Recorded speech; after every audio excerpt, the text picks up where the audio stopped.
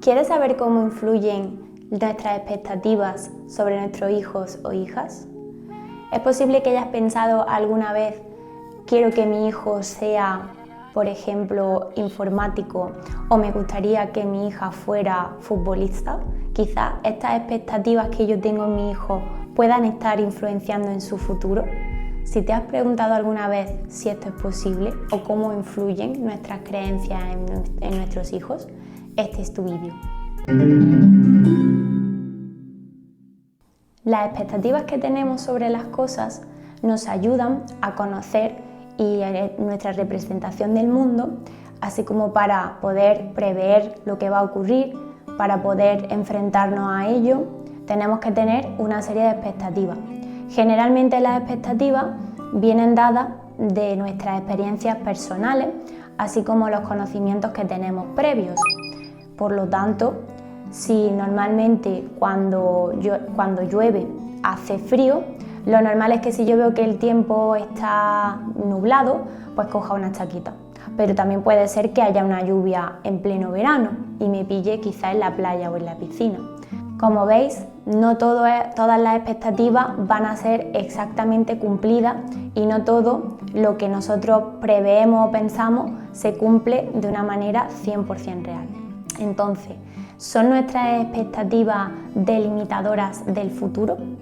A veces sí, a veces no, pero es muy interesante conocer cómo las creencias que yo tengo puedan influir en los demás, ¿no? En este caso, lo vamos a hablar a través de un experimento que se realizó hace bastantes años, pero que es muy ilustrativo de cómo las expectativas pueden influir en los demás.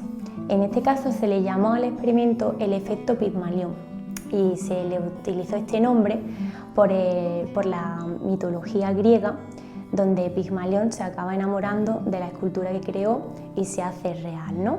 Fijaros cómo esta metáfora se puede aplicar a las expectativas que yo tengo para con mis hijos. Si, por ejemplo, yo creo que mi hijo es muy bueno en algo, se le da muy bien, quizá esté poniendo de mi parte para que esto se produzca. Os voy a contar primero el experimento y después reflexionaremos un poco sobre ello. Pues bien, se cogió a una serie de grupos de clase. Este experimento fue en un colegio.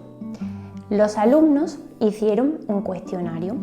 Tras esto, a los profesores se les dijo que tantos alumnos eran sobresalientes y tantos otros normales.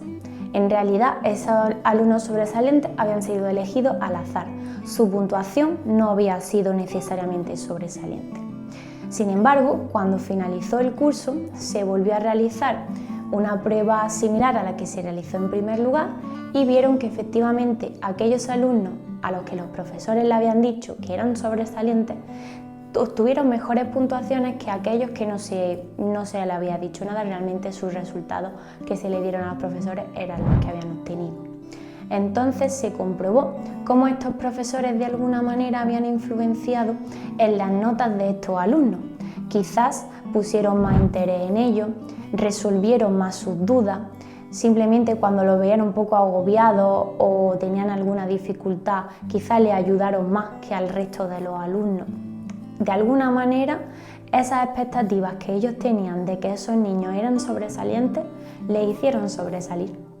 Pues bien, esto es, como os digo, se conoce como el efecto Pigmalión y hoy en día lo utilizamos para referirnos a esta influencia que tenemos, en este caso, profesores, padres y personas que estamos en la educación de los niños para fomentar sus logros, ¿no? Al igual, esto se puede emplear o se podría ver desde un prisma negativo, es decir, si yo pienso que este alumno no va a ser capaz de realizar ciertas acciones, digamos que quizá no le doy los recursos, no le doy la atención, no le doy la plataforma que este alumno necesita para ser exitoso. Pues de la misma forma puede pasarnos también con nuestros hijos. Si bien este experimento es un experimento antiguo y es un simple ejemplo de cómo pueden influir nuestras creencias en nuestros hijos, Sobre todo lo queremos utilizar para ilustrar la importancia de que consideremos cuando nosotros nos dirigimos a nuestros hijos los mensajes que le damos. Obviamente hablamos durante todo el día y no podemos estar pendientes de absolutamente todas las palabras que digo y de todos los mensajes que le transmito a mi hijo a diario, porque eso sería agotador y no es el objetivo. El objetivo es que en ciertas situaciones o en ciertos contextos sí que tengamos esto en cuenta a la hora de transmitir a mi hijo una determinada idea. Sobre todo me refiero también cuando estamos hablando de tema escolar, de tema habilidades, cuando quiero hablar de lo que a mi hijo pues, se le da bien o no se le da tan bien. Como hemos dicho antes y referido al efecto Pigmalión, un poquito de realzar sus cualidades no va a estar de más, siempre y cuando le hagamos ver que esto no le hace mejor que nadie, sino simplemente capaz, y por tanto le llenemos de capacidad, de habilidad para desarrollar su potencial al máximo, ¿no? De esta manera lo que entendemos es por un enfoque positivo de sus características y de sus habilidades, que si las tiene se las reforcemos y que siempre que podamos pues intentemos evitar decir que esto no se te da bien o no eres bueno en esto en exceso, ¿no? Porque quizá esto pueda hacer que tires la toalla antes de ni siquiera intentarlo. Entonces, como decimos, nuestras expectativas, lo ideal es en general que las expectativas que tenemos sobre las cosas sean equilibradas, sean lo más realistas posible, aunque sabemos que el ser humano es pura subjetividad, pero si bien es cierto que con lo que se refiere a mi hijo las expectativas tienen que ser, y yo creo que la más importante es la de que mi hijo sea un niño feliz, que se desarrolle con los recursos necesarios para serlo y que pueda poco a poco ser cada vez más autónomo para él mismo buscar su propia felicidad. Si mi hijo muestra pues estados de que está contento, de que está alegre, de que se divierte, de que disfruta de las cosas, eso es que estamos haciendo algo bien y que por tanto nuestras expectativas de que él sea feliz se están cumpliendo.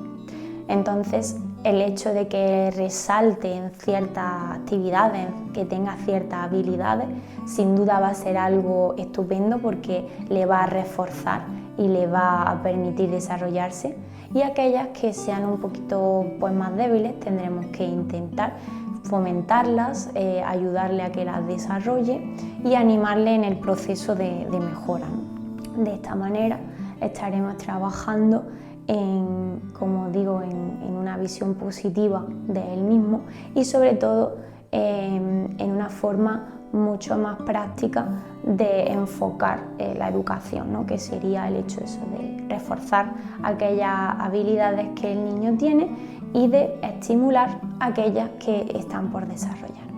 Y sobre todo las expectativas que yo tengo con respecto a mi hijo, que como os digo, creo que es la más importante de todas, antes de que sea una persona futura exitosa en algún ámbito, es de que sea feliz, porque de ahí se partirá hacia el éxito. Espero que os haya gustado. Si no conocíais este experimento y las conclusiones del mismo, que os haya hecho reflexionar, y como siempre estaremos encantados de leeros en los comentarios. Seguidnos en las redes sociales y nos vemos en el siguiente vídeo.